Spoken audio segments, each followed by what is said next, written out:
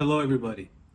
Today I am going to debunk the DHT and male pattern baldness myth, and it's going to be a tough pill to swallow, very educational and very intensive, a lot of information in this video.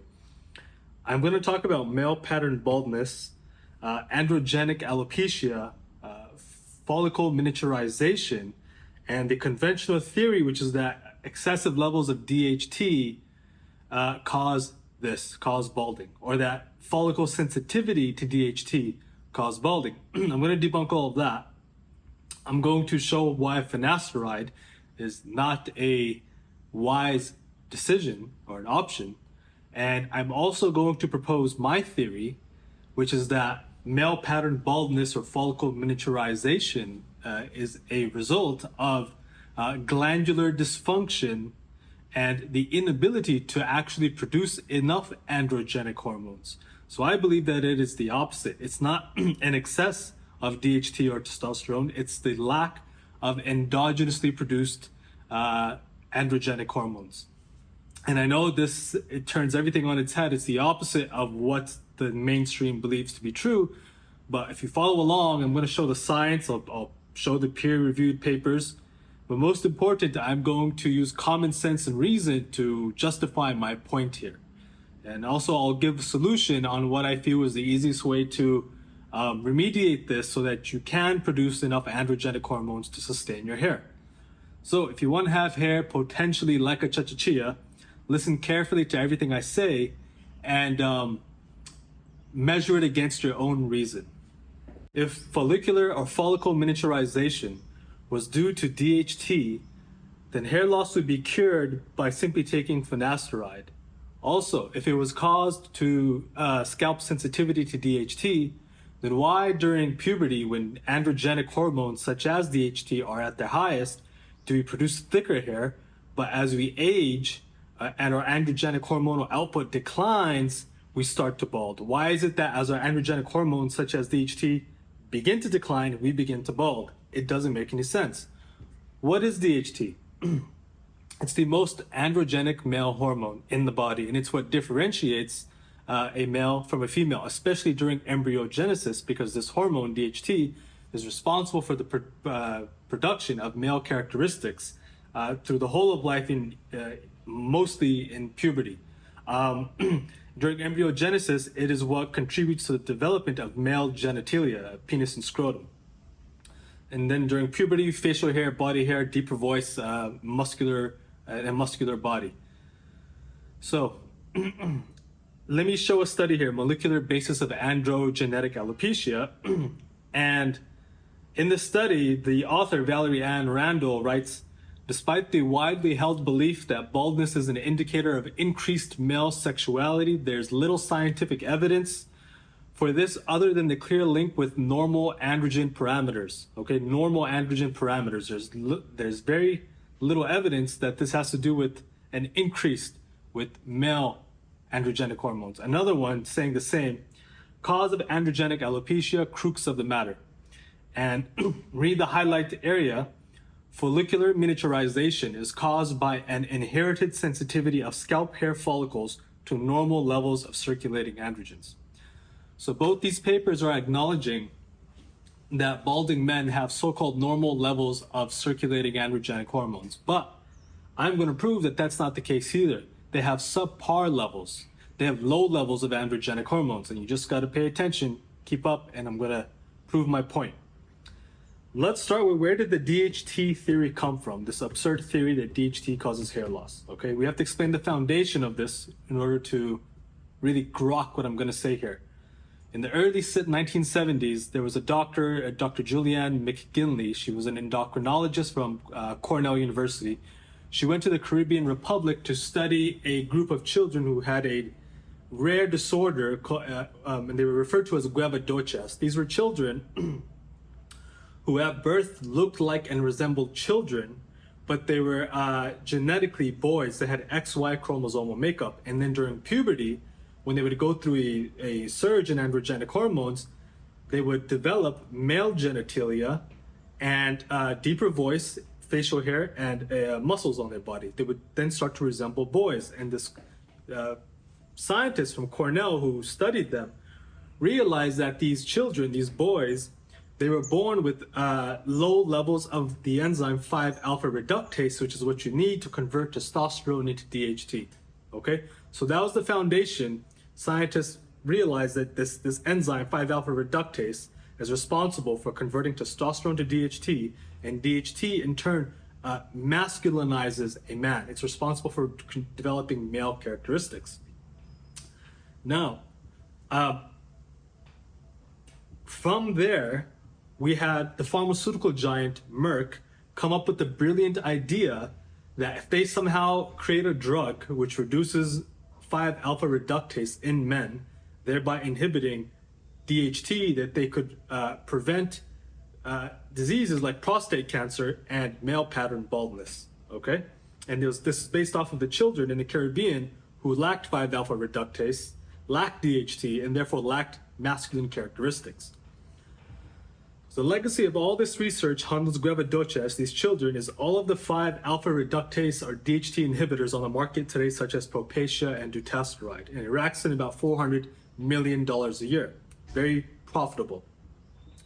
So keep in mind, once again, all of this science is based on trying to turn men's hormonal profile to resemble that of a hermaphrodite child, turning off the most masculine hormone in a man, DHT. Let's go. In this book, Integration of Pharmaceutical Discovery and Development, it is written that a single 1 to 10 milligram dose of finasteride lowers DHT by up to 80% in a time-dependent fashion. That is scary. This pill, a single 1 milligram dose, will turn you into a hermaphrodite. Is it any wonder why men get so depressed and suicidal when they take this drug? You have to keep in mind there are 50 hormones in the body, and when you introduce a single foreign substance, whether it be a synthetic hormone or a hormone inhibitor, you derange all of your glandular functions. You derange your entire hormonal profile. So let me show a study here, the dark side of 5-alpha reductase inhibitors. And a few of the highlights from this study are that taking these 5-alpha reductase inhibitors, such as Propecia, can lead to loss of libido, erectile dysfunction, ejaculatory dysfunction, anxiety, depression, suicide. They found further that 5-alpha reductase is needed for the synthesis of various neuroprotective steroids, meaning hormones which protect the brain, neurons in the brain cells. And in an experiment, finasteride practically eliminated all levels of these neuroprotective steroids in the brain. So it is, again, and you wonder why men feel so depressed and suicidal when they take this drug. It's eliminating one of the most important hormones in the body. Listen to this doctor. In order to assess DHT, I look at 5-alpha reductase activity, which is a ratio of, I use several different ratios on the 24-hour urine panel. That's outside the scope of this lecture, but I'll be talking privately. And I am just totally against finasteride. I have had so many patients come to me who that medication has destroyed their life. I've had several patients, there's a Yahoo forum for the finasteride sufferers, and there have been several suicides on that forum. For some reason, some men have systems or endocrine systems are just all set to get broken. And they take finasteride even for as short as a week, and it destroys their lives. They become depressed, weak, impotent. And the problem is when they go off the drug, their symptoms remain. We don't know why. They come in, perhaps if they're hypogonadal, we can do something like that. I try to restart their system. But too often, they have very good testosterone levels, but have all the symptoms of hypogonadism. And that is a very serious problem. These guys are seriously screwed up from taking that drug. I have never prescribed it and never will. Now, a few more nails in the DHT finasteride grave, which I am attempting to dig here. Here is a study of 1,261 patients who were using finasteride and monitored for a year every 3 months. Of the original 1,261, only 414 continued to take finasteride after a year, so had a 2/3 dropout rate. Of that 1/3, 414, a small percentage felt that they regrew hair. Here's the conclusion. A total of 414 men continued to take the medication, with only 211 returned detailed questionnaires. A small percentage of this group felt that they regrew hair. The remaining patients noted poor results. So of course there was a high dropout rate, 2/3, because these men probably noticed side effects and noticed that it wasn't working, or that the risk just didn't outweigh the benefits. The remaining 1/3 who continued to use it, less than a quarter, I mean only, let's see here, half of them returned detailed questionnaires, and of that half, 211, a small percentage noted they noticed a regrowth of hair. Okay, a few more things. Again, if baldness was due to excessive DHT, then why, when it is at its highest when we're young, do we grow thicker hair, but as we age and decline in DHT production, do we start to bald? Another example, a very popular channel, More Plates, More Dates, very cool channel, love the guy, love his inquisitive and scientific mind, learned a lot from him. He did an experiment. His channel was all about taking steroids safely. And what he did was he injected a lot of synthetic testosterone, spiked up his testosterone really high, but then took a variety of anti-DHT drugs. He applied some topically, like creams or something, and he also took oral 5-alpha reductase inhibitors. I think one of them was dutasteride. And so he spiked up his testosterone to the level where he would know he would start shedding, because he's well versed with his body. He knows how much testosterone would make him bald. And he went and got blood work done, and he found that he had literally no levels of DHT in his blood. He had shut it all down taking the drugs, spiked up his testosterone taking TRT, or testosterone replacement therapy, and yet he was still shedding, even with no levels of DHT in his blood. Great video if you want to learn more about this specific subject, go watch the video. So he came to the conclusion that high testosterone can also cause hair loss. Now, I differ there. I don't believe high testosterone or high DHT causes hair loss. My thesis, as I stated in the beginning, is that shutting down your own hormonal profile, shutting down your own glandular function, and not being able to produce a plethora of hormones naturally, intrinsically by your own glands, is what causes hair loss. And when people take steroids, they shut down their testicle function, they shut down some adrenal activity, and they shut down some thyroid activity. So they're not producing hormones naturally. And the hair very much is symbolic of, or healthy hair is very much indicative or symbolic of an individual that has healthy functioning glands. So let me try to give a few more examples of this, of individuals who have shut down glandular systems and who also suffer from hair loss. Now, a couch potato who's fat and bald is not manly looking at all. They all very obviously don't have high levels of androgenic hormones, but they're still bald. And it's because they've shut down their natural system and they're full of synthetic estrogen from the environment, which I'll get into later. And now we go to postmenopausal women. Hair loss is very common in postmenopausal women, and the reason being is because the process of embryogenesis and delivering a child requires a lot of energy, nutrition, and hormones from a woman. And when she depletes this of herself, if she doesn't re-nourish herself rapidly, she also loses hair because her glands suffer as a result of producing a child when she is not nourished properly. Here's a study, patterned androgenic alopecia in women. Let's go to postpartum women. Postpartum women are women whose glands shut down certain activities at a certain age when they go into another phase of life. And this can very often, if the woman is not replete with nutrition, lead also to a form of androgenic alopecia. Or it shouldn't be called androgenic alopecia. It's baldness, it's hair thinning. So again, what does a postpartum woman who has had her glandular function decrease its activity to a great extent, a postpartum woman who just depleted a lot of nutrition and exhausted her glands, and a bodybuilder and a couch potato all have in common?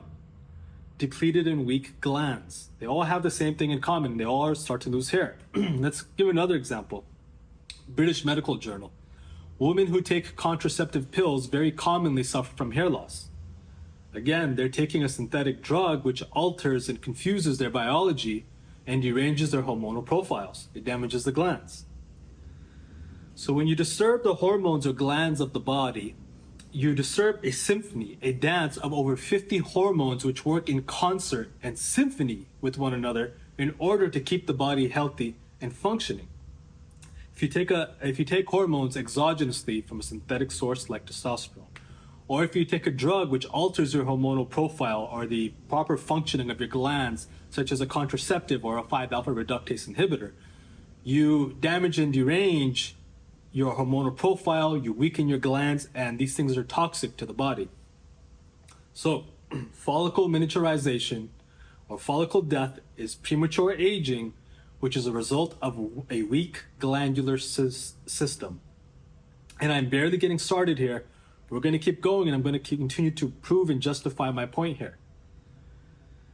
And we're going to get to the crux of the matter here. You may say, I'm not a couch potato, I'm not on steroids, I'm not postmenopausal, I'm not postpartum, and I'm not on contraceptives. Why am I balding? Well, for the majority of people, the reason why they are balding is because of the numerous environmental chemicals in our environment. The parabens, the phthalates, the BPAs, synthetic fragrances, etc., etc. There are over 100,000 environmental contaminants that are a result of our industry in the food we eat, the water we drink, the air we breathe, and the cosmetics which we apply on our skin. It's everywhere. We're saturated with this stuff. And these things all mimic estrogen when they come into the body. What they do is they mimic estrogen, they block the testosterone receptor site, and your body literally gets confused and is not able to function properly or produce adequate hormones. It causes a derangement of your hormonal profile. A great book on all this is Estrogeneration by Anthony J. PhD. Amazing book. Further, atrazine is one of the most toxic man-made chemicals known to man. It's the second most used herbicide in America. If you give a male frog 200 nanograms per deciliter of atrazine in water, it turns a male frog into a female frog. Here's a study. In America, the safety legal limit for atrazine in the drinking water is 3,000 nanograms. 3,000 nanograms per deciliter. 200 nanograms per deciliter makes a male frog turn female. It makes it hermaphrodite. We have 3,000 nanograms per deciliter in our drinking water. Study, read this. Atrazine is a potent endocrine disruptor that both chemically castrates and feminizes male amphibians. It depletes androgens in adult frogs and reduces androgen-dependent growth of the larynx in developing male larvae. It also disrupts normal gonadal development and feminizes the gonads of developing males. Excuse me.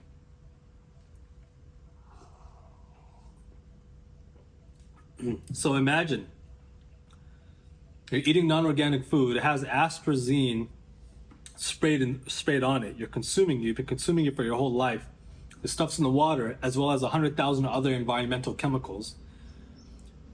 They've been amalgamating in your body since you were first born. Actually, you were receiving them from your umbilical cord, from your mother when you were in utero. And over time, this causes us to prematurely age and physically degenerate, damaging our glands, and the hair loss is but a symptom of lack of glandular function, hormonal depletion, and premature aging, or advanced physical degeneration. Study, Massachusetts aging study. In the 80s, the average man in Massachusetts had a level of 500 free testosterone. In the 90s, it was 400. Today, it is 250. Paleo man had a 1500 level free testosterone. The conclusion.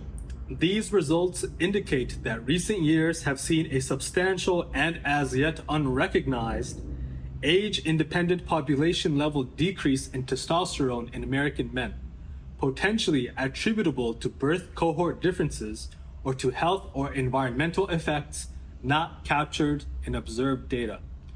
Environmental effects, that's what it is. So these chemicals are the primary reason why so many men and women are balding or in need of hormone replacement therapy. And it's why so many people are losing hair and are infertile. It's damaging the glands, killing the sperm and egg off, and we are not able to reproduce efficiently because of this stuff. The irony here is the Chinese have stricter regulations on these chemicals, food and drugs, than we do, than the people in the States do, than the Food and Drug Administration does. They are very aware of what is happening and are actively trying to weed out feminine men from being cultural influencers in their society, such as banning boy bands, limiting games, and even attempting to confront the biochemical assault on their people. Now, more studies. Look at this article. Sperm count drop is accelerating worldwide and threatens the future of mankind, study warns. Another one. Humans could face reproductive crisis as sperm count declines, study finds. So, we're going through chemical castration. I showed you the studies that men today are producing nowhere near as much androgenic hormones as they were in the past. Yet, hair loss is becoming far more and more common with the passing decades. Sperm counts have plummeted when we're on the verge of an infertility crisis. How could you possibly believe that it is androgenic hormones which are causing male pattern baldness and hair loss? It's not. It's the lack of these androgenic hormones.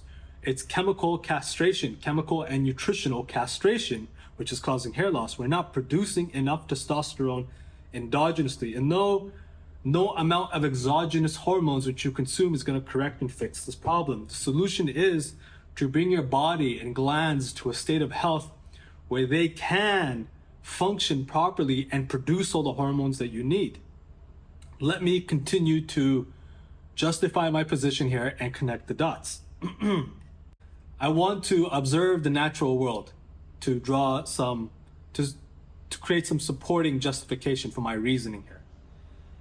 A mandrill signifies his fertility and mating prowess to other mandrills with the beautiful colors on his face and backside. If you watch mandrills, usually the most dominant male in the tribe, in their little troop of monkeys, is the one who has the largest one, but also the one who has the most colors on his backside and face. A male peacock, he uses the colors of his feathers to signify his mating prowess and fertility to other peacocks.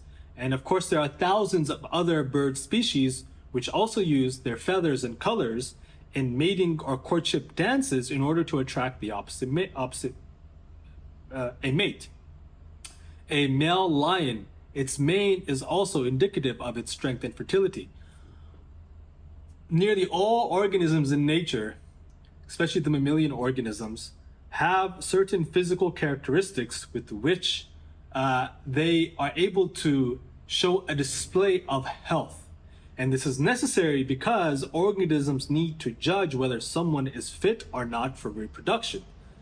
Nature has endowed all of us with an instinct to not want to reproduce with unhealthy individuals. This is natural instinct, and this is why it's very commonly understood and even instinctually that healthy hair, skin, and nails and a good body mass index indicates health and fertility.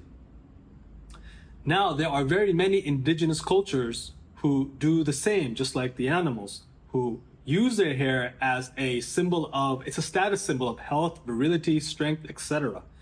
Example, the Maasai men, before they shave it off in their initiations, they sport very long, healthy, dreadlock-like hair.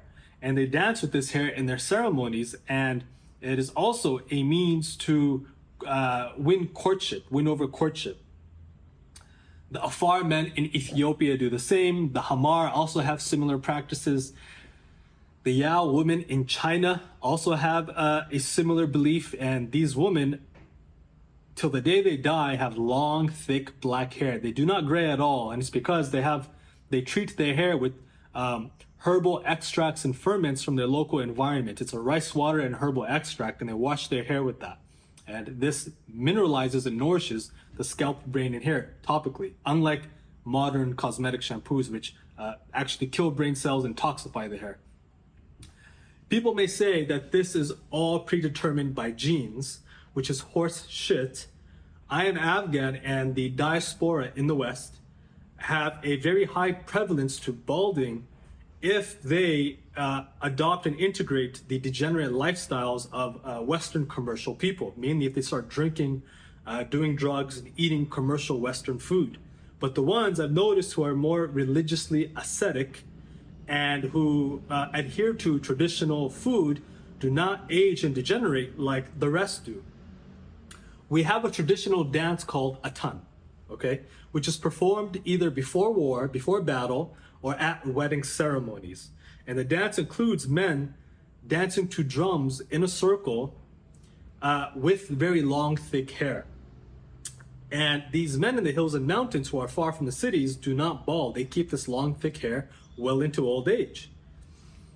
And of course, dancing to the drums with their hair is a way of showing off their virility, health, and fertility. Many families choose husbands for their daughters based off of this dance and as well as the man's reputation. And of course, the way that the man dances, if he's very virile and charismatic in his dance, it's supposed to be a symbolic expression of his inner status.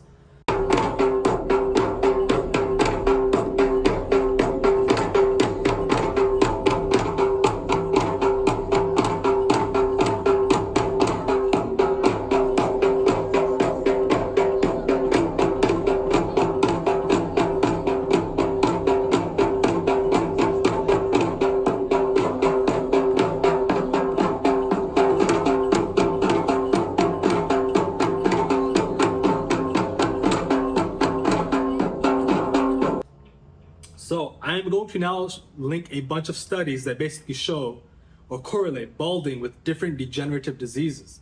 And again, my point here is that balding or androgenic alopecia or male pattern baldness is not caused by high DHT, but by premature aging, physical degeneration, and lack of the ability to produce androgenic hormones such as DHT and testosterone and many others.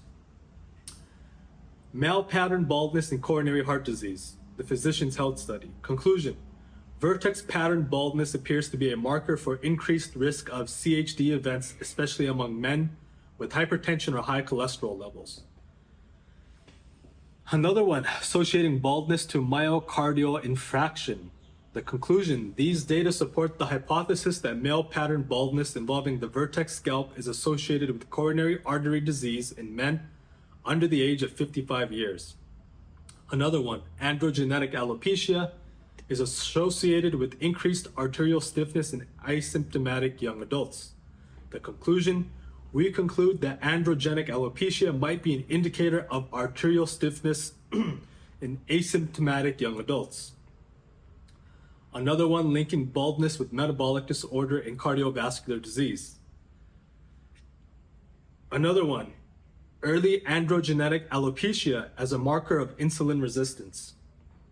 The highlighted part, our practice-based case control study in men aged 19 to 50 years showed a strikingly increased risk of hyperinsulinemia and insulin resistance associated disorders such as obesity, hypertension, and dyslipidemia in men with early onset of alopecia compared with age-matched controls.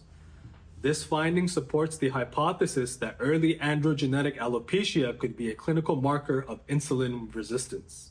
Another one, a Finnish study, obesity and low-grade inflammation among young Finnish men with early onset alopecia. Conclusion: our findings show a relation between moderate to extensive alopecia and low-grade inflammation, a predictor of future cardiovascular disease, especially combined with central obesity among men younger than 35 years. Another one, male pattern baldness and risk of prostate cancer. Conclusion: this study shows an association between early onset androgenic alopecia and the development of prostate cancer. Whether this population can benefit from routine prostate cancer screening or systemic use of 5-alpha reductase inhibitors. So I think I've made my point here. Androgenic alopecia or balding is not genetic destiny, but it is predispositioned weakness, okay? It is an inherited disposition, which is triggered when unfavorable circumstances cause accelerated aging and physical degeneration to the body and glands, thus causing balding, infertility, and low hormones. Now, there's a reason why evil villains have always been associated with bald men. And this is something which belongs to mankind's subconscious instinct. Example, Cypher from The Matrix. There's the guy from Harry Potter Dr. Evil, and this school janitor on YouTube who thinks he knows about nutrition. And the reason why bald men are associated with evil is because they were historically thought to have violated the natural order of the universe, the laws of nature. And as I showed earlier, aside from chemical castration from the environment, gluttonous men who are always eating junk food or couch potatoes, who do not use the body, do not obey the laws of nature and eat proper foods, break down and premature very quickly. And especially if they take drugs, whether it's street drugs, recreational drugs, or pharmaceutical drugs, this will break down the body. And so individuals or cultures always associated balding with evil because these men were thought to lack in the religious or royal ascetic quality. They were degenerates who could not control themselves. Pardon me if I offended anybody, but this is just an important point to drive home because, again, I'm justifying my position, and balding is physical degeneration. It is a cause of breaking your body down. Let's keep going. The hair follicle is a dynamic organ. This is a little journal here. And it basically states that the hair follicle itself is an organ. So if we look at all the journals I just recently mentioned with different diseases associated with balding, it is all one form or another of organ damage, either heart organ damage, liver damage, intestinal damage, pancreas damage, right? If you have metabolic syndrome and insulin resistance, well, the hair follicle is also an organ. And when the body is inflamed or damaged through chemicals or wrong diet, the damage is systemic from the prostrate to the hair follicle. Everything is damaged. Okay? Now, I think I've justified my position. I think I've done enough on this. And I want to talk about the proper diet for hair loss.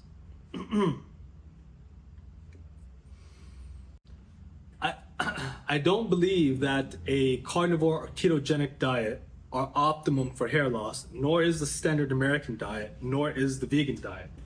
What you need is what I refer to a traditional diet that has a lot of minerals, safe carbohydrates, and a lot of protein. There's this interesting article from University of Cambridge which states that the hair follicle or hair organ, as it just showed, runs primarily on glucose for fuel, not lipids. In vitro, you cannot sustain a hair follicle on ketones or fatty acids. It needs glucose.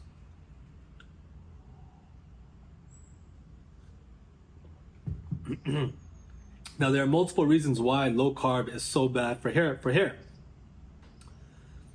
First off, people who cannot tolerate carbohydrates, like zero carb, keto, or carnivore, these individuals believe that white rice and potatoes cause their issues. There are dozens of autoimmune disorders or symptoms, their metabolic syndrome, their leaky gut, etc. The fact of the matter is, it wasn't the white rice or potatoes that caused this.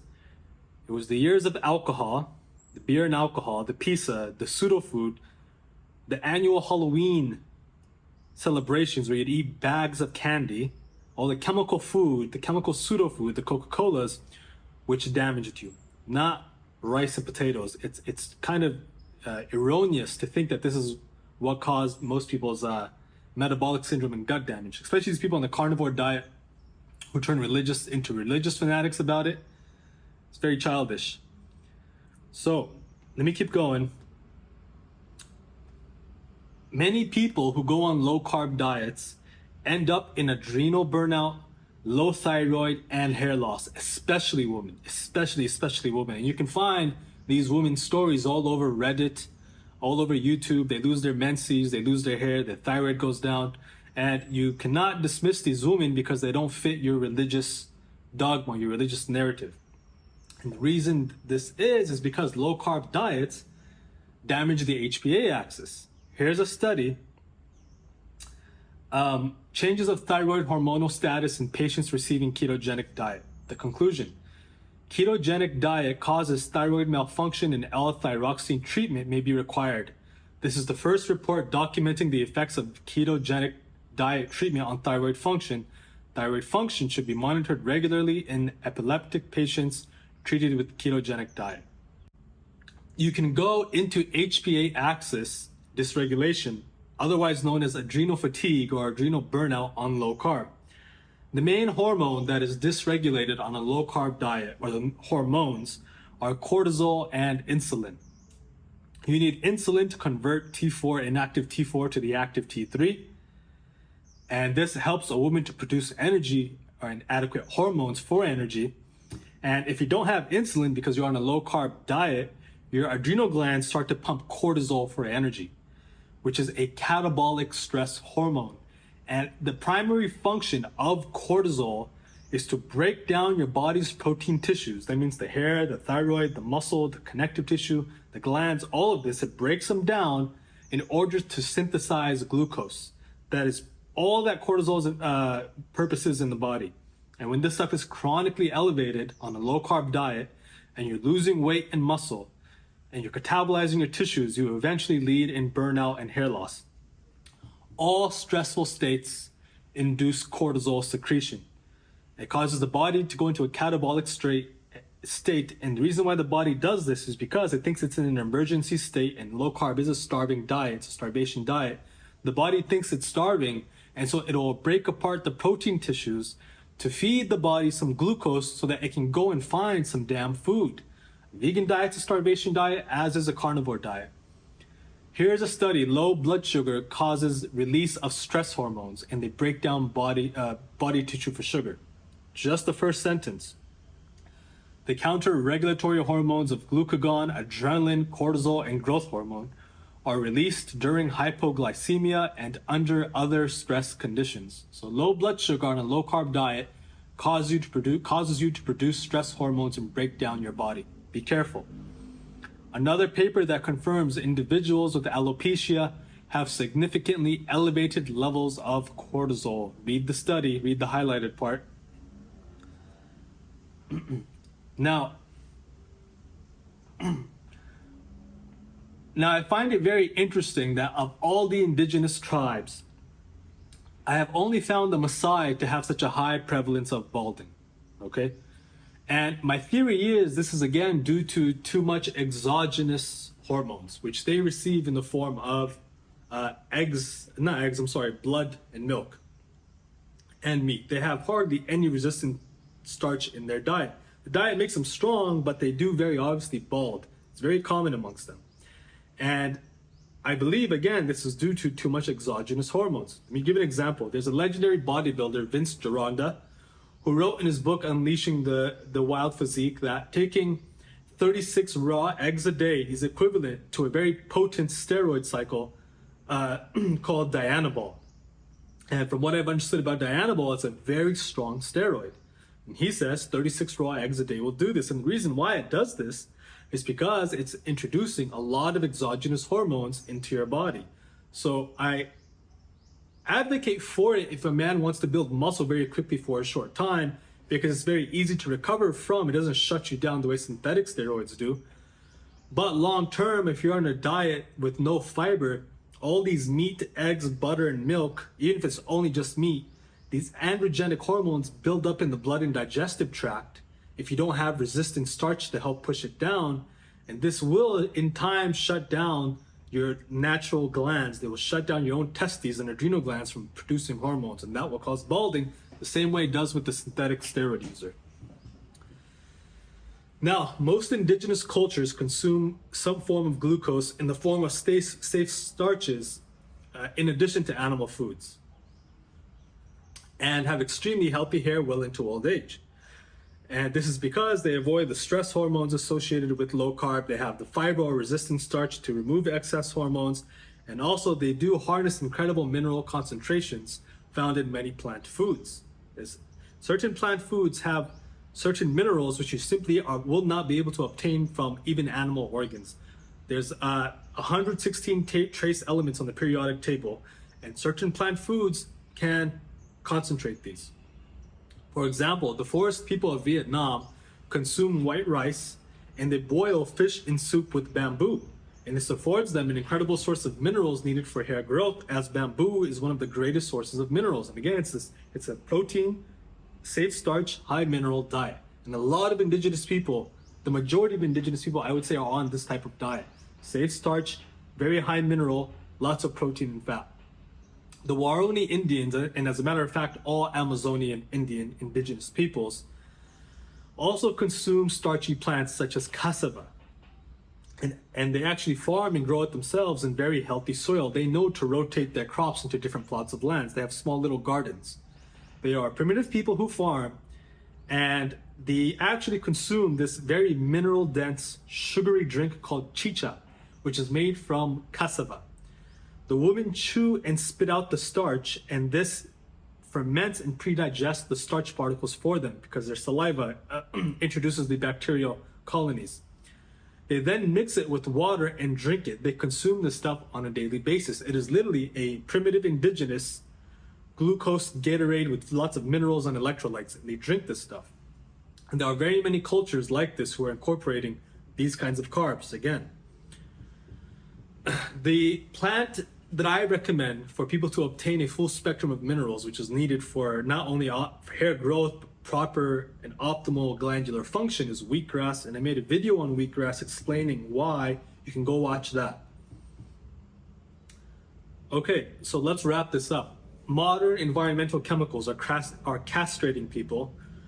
We have lower hormones, lower sperm counts. Many people are infertile today. So it's very obviously not that we have too many androgens. We have far less androgens than our ancestors, yet balding has increased in incidences over the past few decades. And my thesis was that balding is caused by glandular dysfunction and glandular shutdown and lack of hormones. To remove these chemicals, you need a sauna. And I'll make another video about this in the future, but in my book, Nutrition and Hair Loss, I write extensively on how you would want to do sauna therapy to remove these chemicals. It's because you need to be careful, and I basically detail a protocol in that book on how to remove these properly. In addition, you need some type of shower filter in order to filter out these chemicals that come out the shower. When you are showering, the warm water opens up your pores, and the thousands of chemicals which do not get filtered out from that tap water seep into your pores, and again, they mimic estrogen and block testosterone receptor sites, thus damaging your glands and giving you the hormonal profile of either a hermaphrodite or a transgender frog. You need a good shower filter. The wheatgrass that I use, the shower filter that I use, they're all linked in the description below. Specific diet, it's pretty simple, honestly. Rice, chicken, wheatgrass. Take the wheatgrass supplement first thing on an empty stomach in the morning. The rice guts will give you the safe carbohydrates to prevent catabolism and cortisol and to remove the excess hormones. The chicken protein will help to develop and build hair and develop the body. It's very anti-inflammatory. This is a low inflammatory way of eating. More specific supplements, I write about them in my book. If more specific supplements, I write about them in my book if you want to know more. If you have any questions, just leave a comment in the comments section below. I'll get back to you as time permits. I hope you all found this video very helpful. I'll make more in the future, going deeper into each of the individual subjects I mentioned in this video, because I could talk about each specific subject at length. But this is a huge introduction and rundown of my general thesis on why many people are balding today. Again, chemical castration is causing us to have low androgenic hormones, glandular dysfunction, and thus aging prematurely. Thank you all and have a wonderful day.